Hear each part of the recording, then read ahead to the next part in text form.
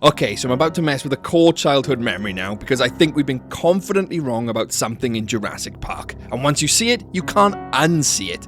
And that is Robert Muldoon's death. Everybody always says the same thing. Clever girl, he got outsmarted, and the raptors were just smarter. End of story. Except go back and actually watch that scene. Not remember it, watch it. And watch how the first raptor positions itself. Watch how it keeps Muldoon's attention. And watch how the second raptor moves in. Tell me that doesn't feel a little too coordinated. You see, the one man on that island who understands them better than anyone else was Robert Muldoon. He knew they were intelligent, knew they hunted in packs, he knew they tested the fences, yet he still walked straight into an ambush? We're missing something here. And this video today is going to flip some minds because Muldoon isn't reckless, he isn't arrogant, and he definitely isn't experienced. He's the one person on that island who never buys into John Hammond's fantasy. He sees the feeding cage and he immediately understands what he's looking at, and he says out loud they should all be destroyed. And there's something here that almost nobody ever talks about. You see the raptors in that holding pen? That's not where they started. They had an original paddock. Not this containment pen, an original paddock. This is fully fleshed out in the novel, and I'll get into the novel later because there's several things I want to talk about there with Muldoon also.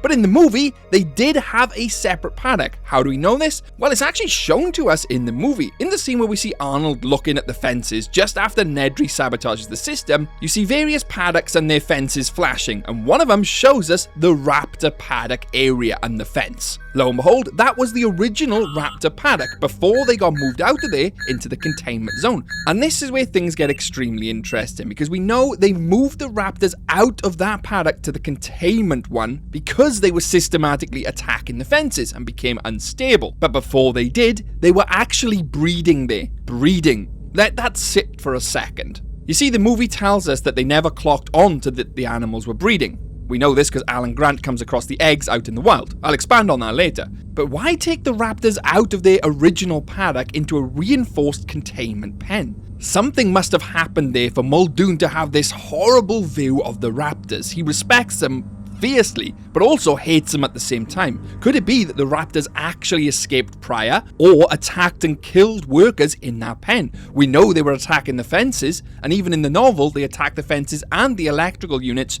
shorting out the fences. Muldoon knows something. Now let's talk about the ambush, because this is where it gets uncomfortable. Go back and watch it. Muldoon enters the jungle carefully. He's scanning around, he's listening, he's not charging in like a fool, and he knows these raptors better than anyone. John Hammond even says that himself. He spots one raptor ahead of him and he doesn't rush in. He holds his position and his attention locks forward on that raptor. You see, this bit has always gone me. That first raptor eyes Muldoon, but the raptor never panics when Muldoon aims the gun at it, it just waits. And here's the twist. In the original novel, Muldoon actually survives his encounter with the raptors. He doesn't get taken out in the jungle like that. He gets injured, sure, he hides, but he outlasts them. He even takes one down with his shotgun. Michael Crichton doesn't frame him as someone who casually gets outplayed by the raptors. Hell, even in the movie, it seems highly unlikely he'd get outframed, outsmarted by the raptors.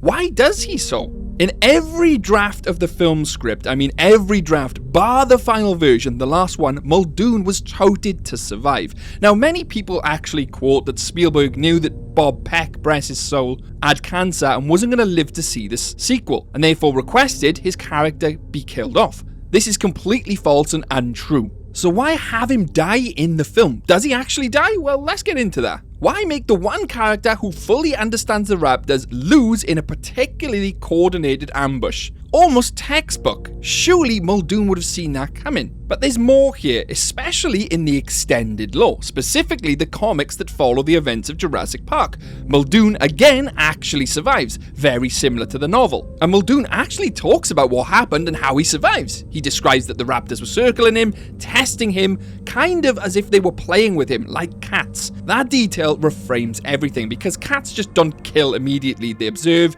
they toy, they evaluate the movement, and the raptors were definitely circling and playing Muldoon like that.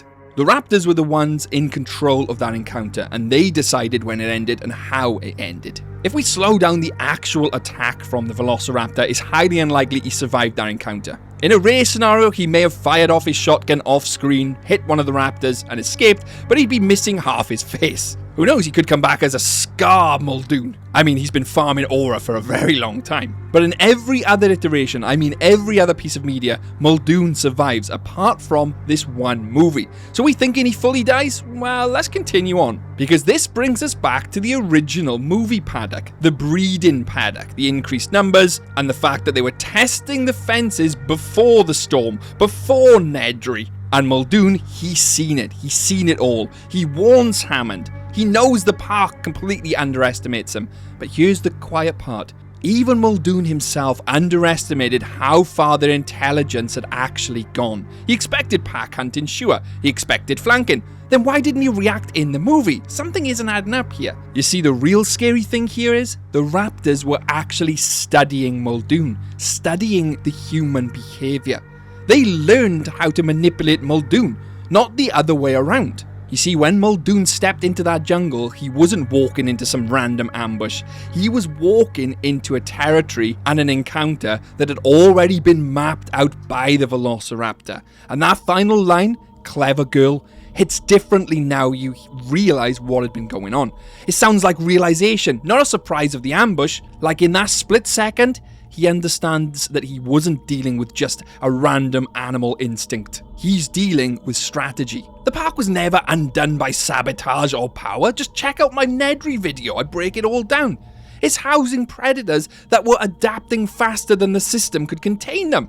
Eggs outside of the paddocks, pack coordination, and the fact that they had to use a containment system just for the raptors, even though Muldoon was warning everyone about these raptors, Hammond still insisted he was in control. But there's one gruesome detail I'm leaving out here, one which, again, no one really thinks about or asks.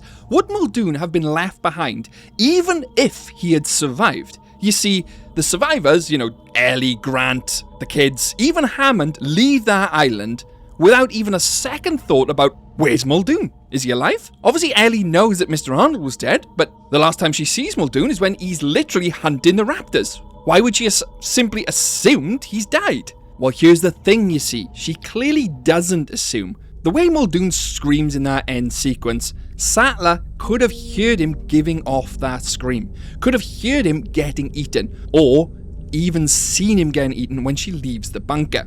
I mean, she would have been definitely close enough to hear it. Now, it is possible that obviously his death happened when she was down in the bunker, but when she comes back out, she heads in the general direction. She would have seen either A, the raptors, or a Muldoon corpse.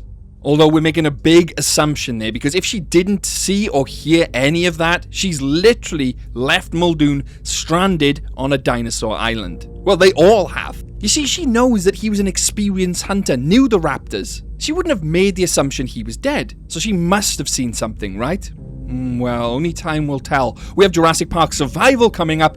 Could Muldoon finally have returned? Will they play off the novel or the comics?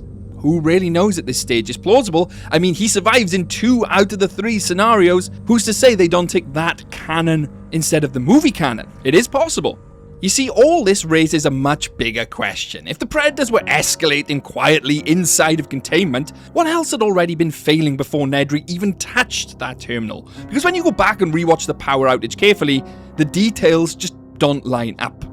If you haven't seen my Nedry video yet, I highly recommend going and watching that next. And if you really want to go deeper than that, into what InGen was hiding, what was moved, what was in the restricted section, I highly recommend checking out the restricted files to take it even further. Because the more you pull at Jurassic Park, the less accidental it starts to feel. Massive thanks to the restricted section employees who are on screen now: DVM Wannabe 1018, Fallen Zuria, and our Jurassic CEOs Joseph Frost, Ghost, and Zarkadian. Thanks for keeping the power on in the park, guys. And if you came across the Velociraptor out in the open, could your day go any worse? You bet Jurassic can. Catch you later.